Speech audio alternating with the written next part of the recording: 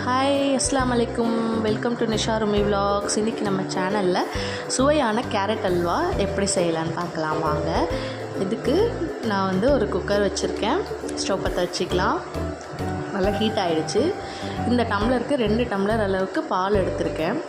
இதோட மெஷர்மெண்ட் பார்த்திங்கன்னா 1/4 kilo carrot நான் துருவி வச்சுருக்கேன். பால் நல்லா கொதிக்கட்டும்.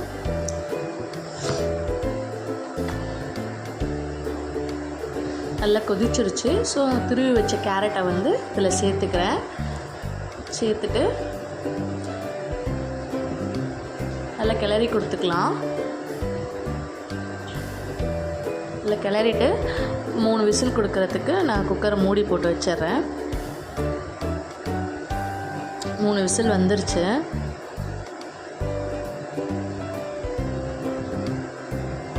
வெயிட்லாம் இறங்கினதுக்கப்புறம் பார்த்திங்கன்னா நம்ம